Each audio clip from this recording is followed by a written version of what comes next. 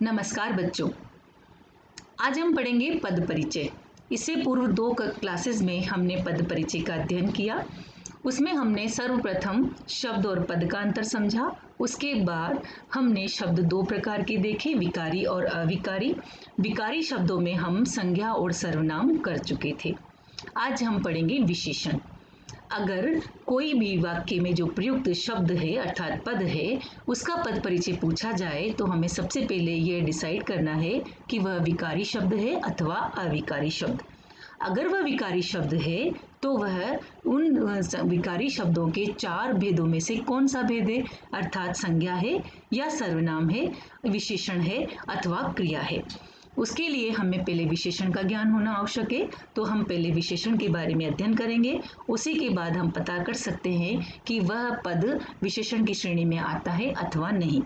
तो यहाँ देखेंगे स्क्रीन पर सब बच्चे, विशेषण किसे कहते हैं? विशेषण होता है संज्ञा और सर्वनाम की विशेषता बताने वाले शब्दों को विशेषण कहते हैं।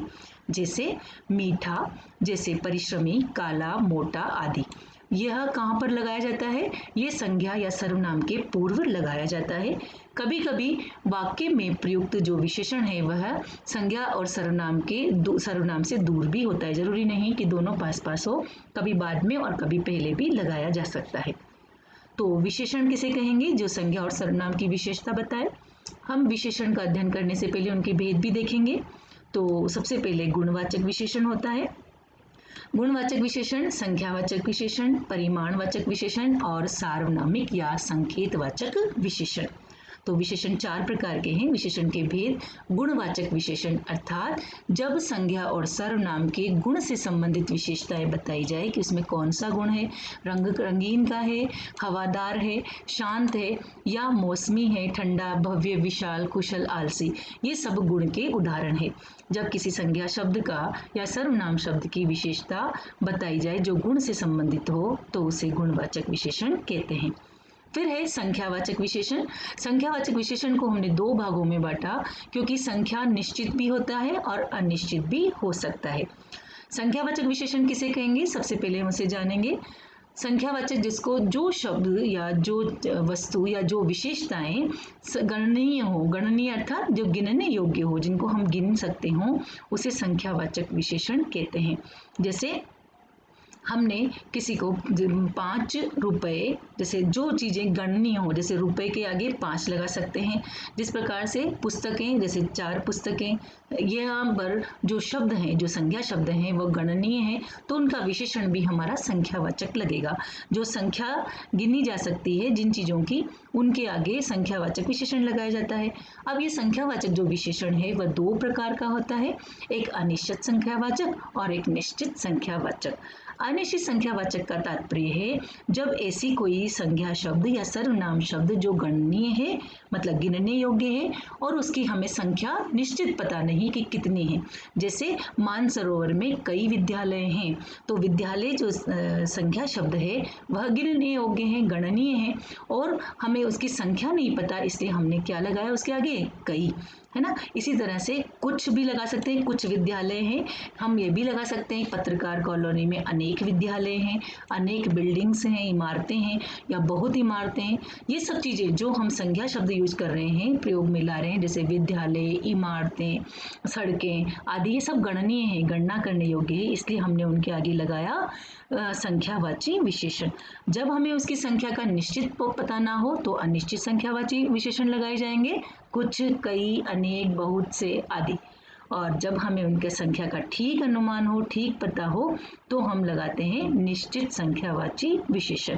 जैसे तुम्हारे पास 10 रुपए हैं, उसके पास मेरी 5 पुस्तकें हैं, वह बच्चों में चौथे नंबर पर बैठा है, उसके पास मुझसे चौगुना धन है, वह दोनों बच्चे रोज विद्यालय आते हैं। इस प्रकार से हम यहाँ पर 10, 5, चौथा, चौगुना, दोनों, यहाँ ये जो प्रत्येक, ये सब जो विशेषण हैं ये सब गणनीय हैं, गिनने योग्य हैं, इसके लिए इनको संख्यावाची विशेषण।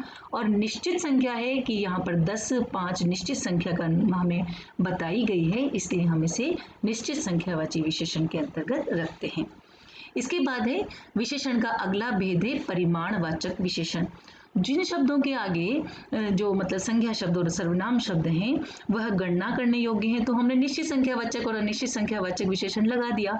पर हमारे पास कुछ ऐसे संज्ञा शब्द या सर्वनाम शब्द हैं जिनके आगे जिनको हम गिन नहीं सकते, जैसे कि दूध है, पानी है ना। तो उनके आगे हम क्या करेंगे, जैसे रास्ता है, मार्ग है, थोड़ा सा मार्ग है ना। तो वहाँ पर हम क्या करेंगे, वहाँ परिमाणवाचक विशेषण का प्रयोग किया जाता है। जैसे थोड़ी सी चीनी भी लिख सकते हैं हम, जिनको मापा और तोला जाता है। वहाँ पर उन शब्दों के, उन संज्ञा शब्दों के सामने या आगे या उनके लिए जो विशेषण लगाया जाता है उसे परिमाणवाचक विशेषण कहते हैं। परिमाणवाचक विशेषण दो प्रकार का है, उसी प्रकार अनिश्चित परिमाणवाचक और निश्चित परिमाणवाचक, है ना। तो अनिश्चित परिमाणवाचक यानी कि जिसका हमें परिमाण का ज्ञान ना हो कि कितना है, निश्चित परिमाण पता ना हो, कम है, थोड़ा है, जैसे वहाँ आज दूध कम है, या उस ग्लास में थोड़ा जल भरो, या उस ग्लास में कुछ गिर गया है, या वह अधिक बोलता है, तनिक रुक जाओ, जरा सा धीरे बोलो। यहाँ पर जो भी शब्द हैं, यहाँ पर जो अनिश्चित परिमाणवाचक विशेषण के उदाहरण है। ये सारे जो विशेषण हैं वह हमेशा उन संज्ञा शब्दों के आगे लगेंगे जो गणनीय ना हो, बल्कि जिन्हें मापा और तोला जाता हो। इसी प्रकार इसका दूसरा उदाहरण है, परिमाणवाचक विशेषण का दूसरा उदाहरण या दूसरा भेद है निश्चित परिमाणवाचक विशेषण।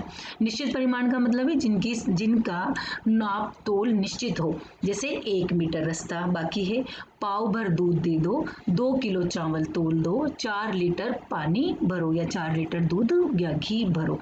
तो जिन संज्ञा शब्दों को मापा और तोला जाता है उनके सामने इस प्रकार के विशेषण लगाए जाते हैं। जब हमें उसका संख्या तोल पता हो, मतलब जिसका परिमाण मतलब नाप पता हो, और जिसका हमें दूरी पता हो, उसका हमें माप और परिमाण पता हो, तो उसे हम निश्चित परिमाण, और जिसका हमें पता ना हो, कम, थोड़ा, अधिक, तनिक, तो उसको हम अनिश्चित परिमाणवाचक विशेषण की श्रेणी में रखते हैं। आगे है सार्वनामिक या संकेतवाचक विशेषण। सार्वनामिक विशेषण से तात्पर्य है ऐसे विशेषण जब संज्ञा शब्द के सामने लग करके, ऐसे सर्वनाम जब संज्ञा और सर्वनाम, हमेशा क्या होता है कि संज्ञा के स्थान पर सर्वनाम आता है, मतलब जो शब्द संज्ञा के स्थान पर प्रयोग में लाए जाते हैं उन्हें हम सर्वनाम कहते हैं। परंतु जब एक संज्ञा शब्द के साथ उसका सर्वनाम भी साथ में ही जोड़ दिया जाए तो उसे हम कहते हैं सार्वनामिक विशेषण। मतलब जब हम किसी सर्वनाम को संज्ञा के साथ जोड़ करके वह सर्वनाम शब्द उस संज्ञा शब्द की विशेषता का काम करे। जैसे उदाहरण के तौर पे देखेंगे हम, जैसे यहाँ पर है यह घर। यहाँ पर यह घर जो शब्द है इसके अंदर हमने क्या किया, यहाँ पर जो घर है ये तो है संज्ञा शब्द, और जो यह है वह है इसका विशेषण। संज्ञा शब्द का विशेषण है यह, जबकि ये तो सर्वनाम है।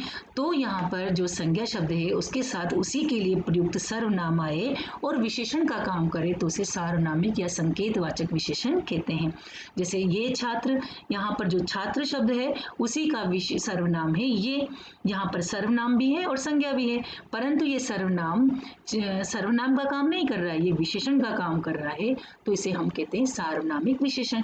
इसी प्रकार वह घर के लिए ही वह शब्द या वह सर्वनाम आया, परंतु यह वह जो सर्वनाम है सर्वनाम का काम न करके यहाँ पर विशेषण का काम कर रहा है, इसलिए सार्वनामिक या संकेतवाचक विशेषण के नाम से जाना जाता है। इसी प्रकार वे कुर्सियां आदि, यहाँ पर कुर्सियां का जो सर्वनाम है वे दोनों साथ साथ आए हैं और ये विशेषण के रूप में आए, इसलिए सार्वनामिक विशेषण कहा जाएगा।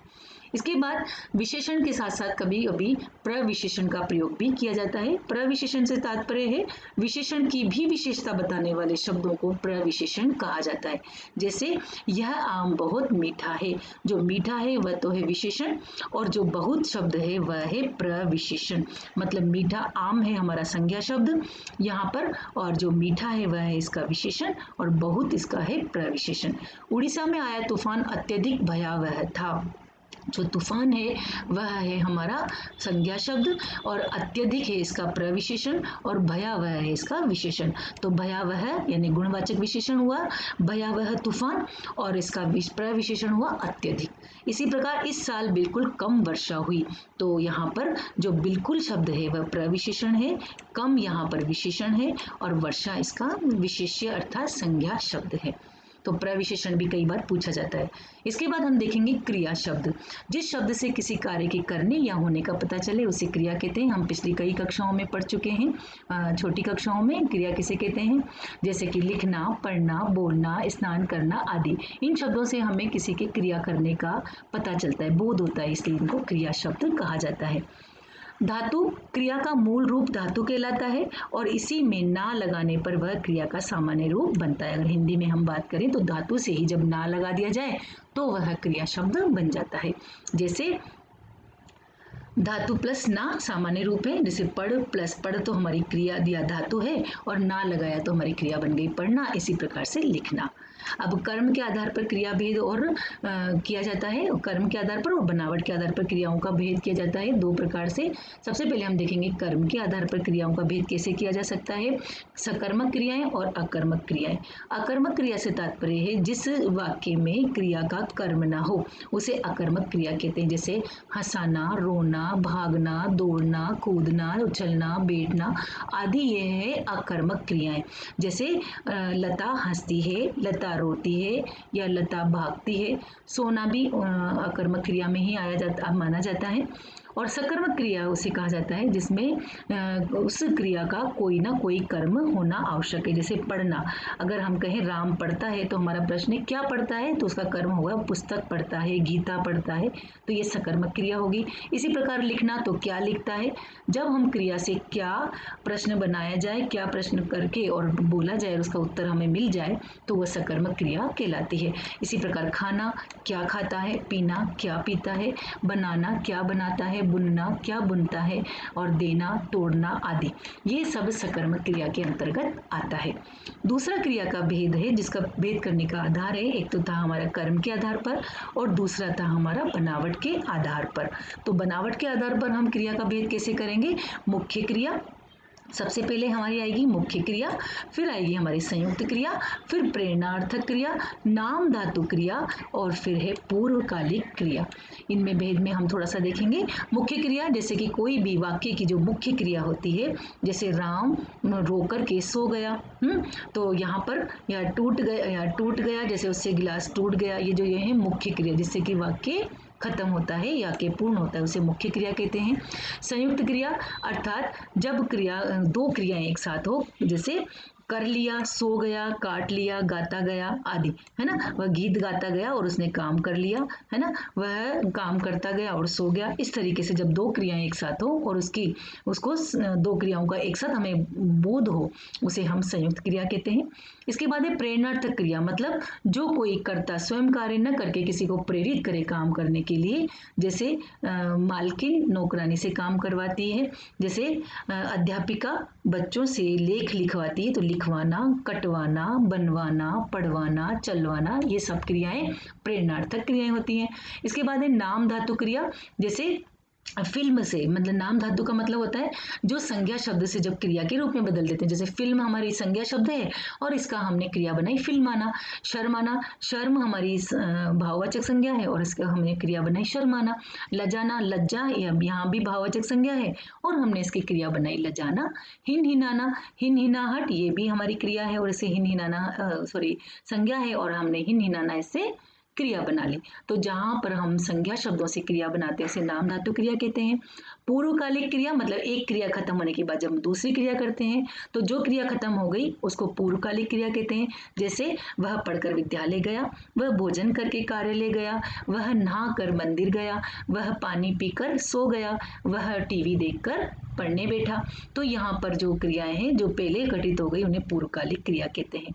तो देखो हमने जो क्रियाएं पढ़ी, मतलब हम जब किसी भी पद का व्याकरणिक तौर पर उसका पद परिचय देते हैं तो हमें क्रिया का ज्ञान भी होना आवश्यक है।